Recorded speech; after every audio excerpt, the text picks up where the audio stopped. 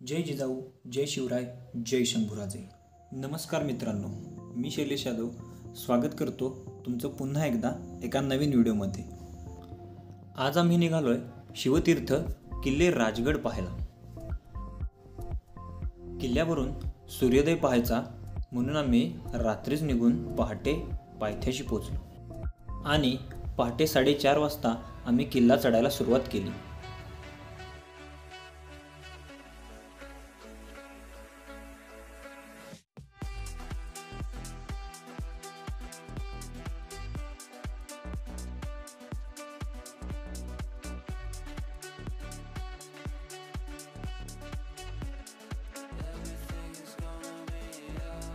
Flash flash पडते म्हणजे आम्ही काही जाऊ काय मग आमचं बघा हात धरा अवधीच हात धर हा बाबा अंगावर पडशील घेऊन जाशील मला दोर धरा लागेल ते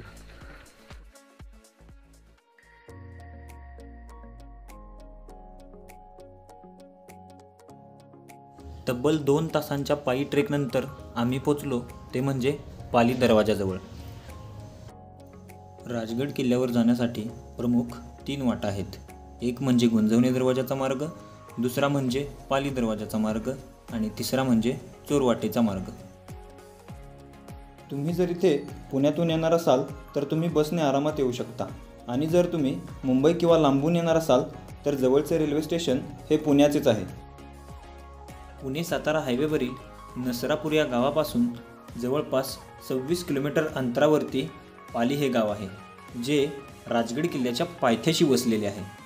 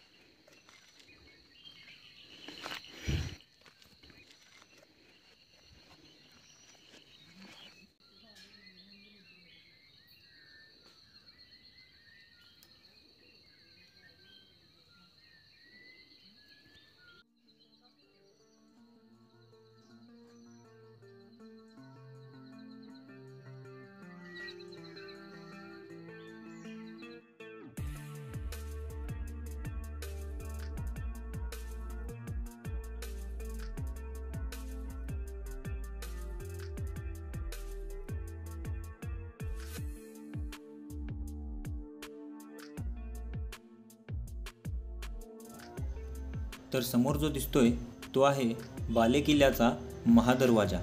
हा आपल्याला अजूनही सुस्थितीत पाहायला मिळतोय आणि आत्ता आपण पोहोचलोय ते म्हणजे शिवकाळात प्रसिद्ध असलेल्या मुरुंबदेवाच्या डोंगरावर म्हणजेच राजगड किल्ल्यावर।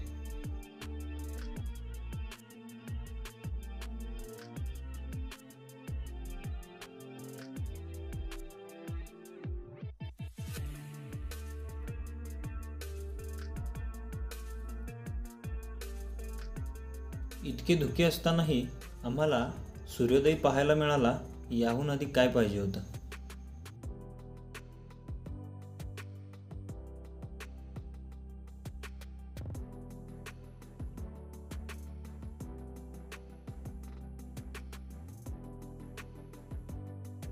एकाच्या फोटो काढता टाइम लॅप्स करतो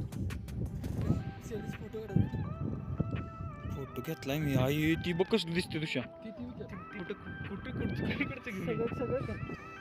तुम्ही जेव्हा राजगड किल्ल्यावरती जाल तेव्हा संजीवनी माचीचा हा सुंदर असा देखावा तुम्ही नक्कीच बघा।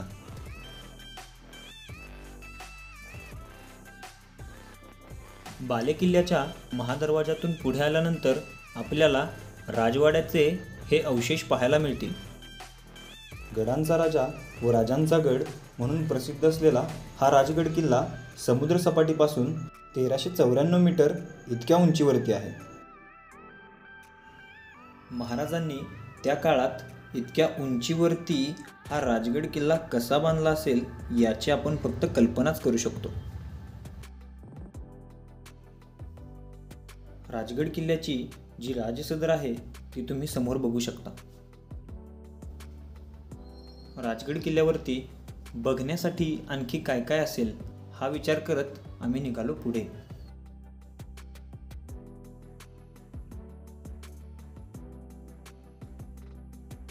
शिवरायांना प्रिय असलेला हा राजगड किल्ला तब्बल 25 वर्षे स्वराज्याची राजधानी होता. आजूबाजूच्या परिसरावर नजर ठेवण्यासाठी असे अनेक बुरुज राजगड किल्ल्यावरती तुम्हाला पाहायला मिळतील.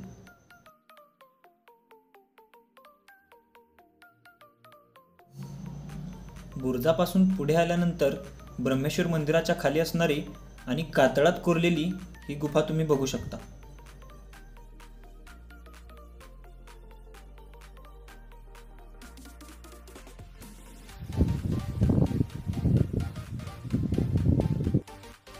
ब्रह्मेश्वर मंदिराच्या डाव्या बाजूला प्रचंड मोठे असणारे चंद्रतळे आणि मागच्या बाजूला बाजारपेठ आहे.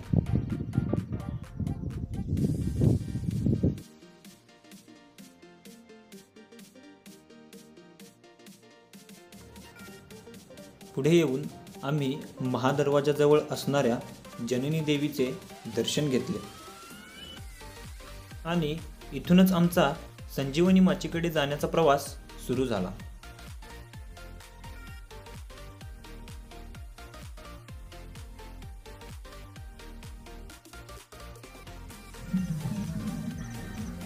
मारागौडी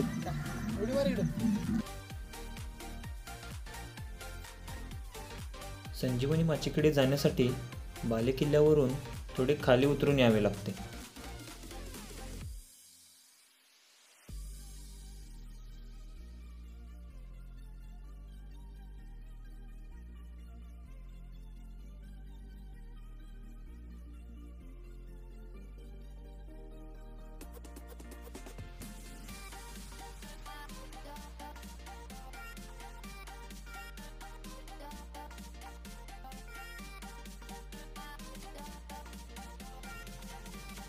संजीवनी माचीकडे जात असताना आम्हाला आणखी एक सदर पाहायला मिळाली.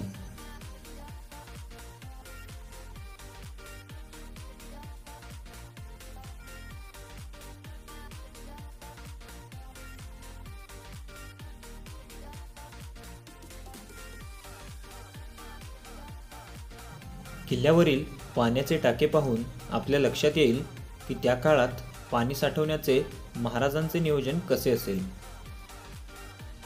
राजगड किल्ल्यावरून अनेक किल्ले दिसतात, त्यापैकी एक म्हणजे हा तोरणा.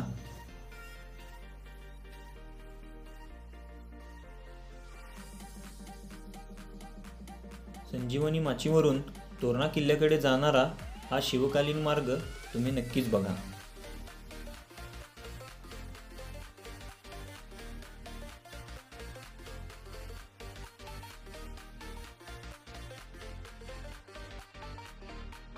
तर ही तुम्ही बघू शकता संजीवनी माचीवरती आत्ता आपण आलेलो आहे.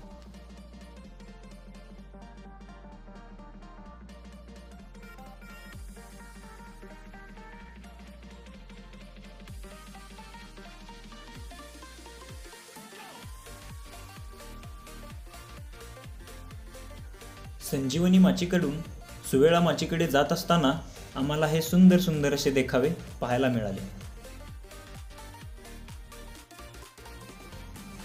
सुवेळा माचीकडे जात असताना काळेश्वरी बुरुजाजवळ आम्हाला मारुतीचे दर्शन झाले.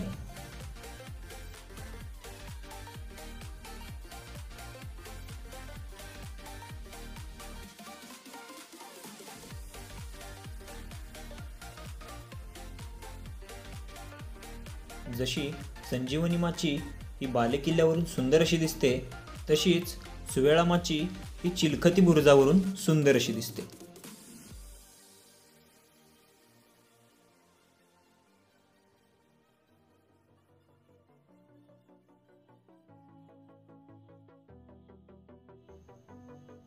सुवेळा माचीच्या तटबंदी दरवाजामधून पुढे आल्यानंतर राजगडावरील प्रसिद्ध असणारं नेढं म्हणजे नैसर्गिकरित्या दगडाला पडलेलं छिद्र आहे. राजगडावर येणारा प्रत्येक पर्यटक या ठिकाणी येऊन एकतरी फोटो नक्कीच घेतो.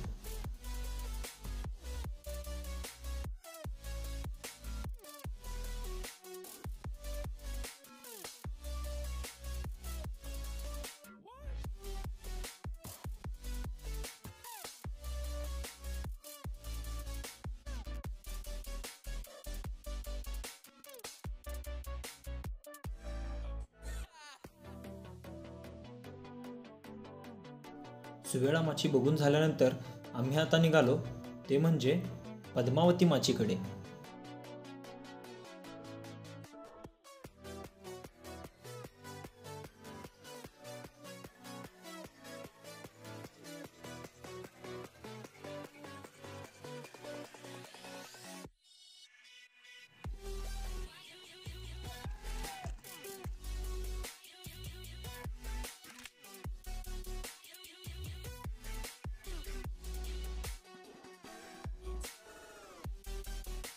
समोर जे मंदिर दिसतंय ते आहे पद्मावती देवीचे मंदिर आणि हा पद्मावती तलाव.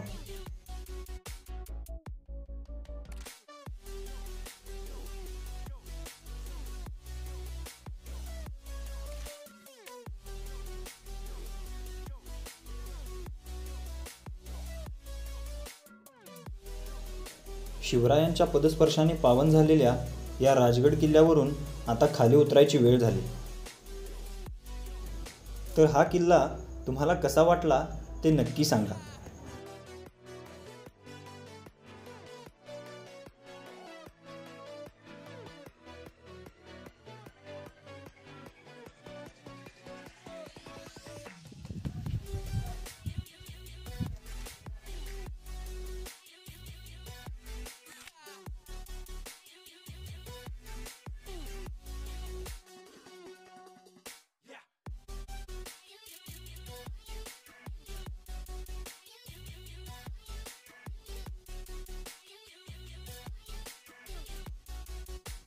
चला तर मित्रांनो, भेटूया पुढच्या व्हिडिओत सह्याद्रीच्या एका नवीन भटकंतीला.